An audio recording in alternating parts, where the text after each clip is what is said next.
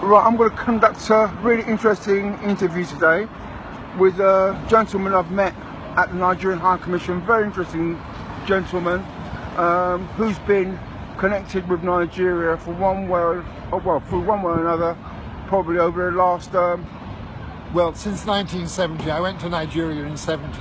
Okay, if you please like to just give me a bit of insight that you gave me earlier on with regard to Nigeria and the whole politics and the issues that we're having today. It'd be really interesting to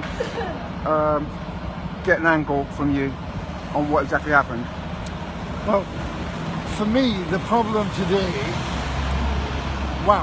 it goes back to the Muslim conquest of the north with Usman Dan Fodio and the Fulani Hausa conquest of the north, and the north becomes Muslim.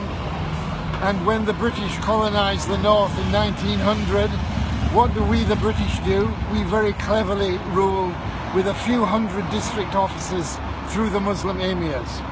It was the best thing that ever happened to Islam in Nigeria. Because before then, if you were a Muslim, you went, say, to the Tiv area, what would happen? You'd be dead. Under the British, you could go as a Muslim trader and you could live and you could spread your message of Islam. So the British enabled Islam to spread in Nigeria, and the British stopped the spread of Christianity because Lugard kept missionaries out of the north. He only let missionaries go to the parts that were not under Muslim rule, like the Jos Plateau. So the Christian church in the Middle Belt thrived in areas that had never been conquered by the House of Fulani. Why are there huge areas of the north of Nigeria depopulated today? The answer is jihad. Because those who weren't enslaved by the House of Fulani or conquered by the House of Fulani, they either died by the sword or they fled to the hills, like the plateau, like the Gwoza Hills in Bornu. And in those hills, when I was there in the 1970s, there were no Muslims, none whatsoever. The people followed African traditional religion and were becoming Christians. Because down on the plain, it was the Muslim Kanuri, and they're the ones that slave raided. So what's going on today in the Middle Belt? It's nothing to do with herdsmen and farmers. It's nothing to do with Muslim herdsmen, nomadic Fulani and settled Christian farmers. No, and it's certainly nothing to do with climate change driving out the Fulani. This is quite simply jihad. This is just an extension of Usman Dan Fodio's jihad by other means. But nobody in England dare call it jihad because they're all shit scared of being called Islamophobic. Well, I'm not. I don't hate any Muslims, but I think Islam is of the devil and it has to rule, and it must rule Nigeria. Islam a religion of peace? Don't make me laugh.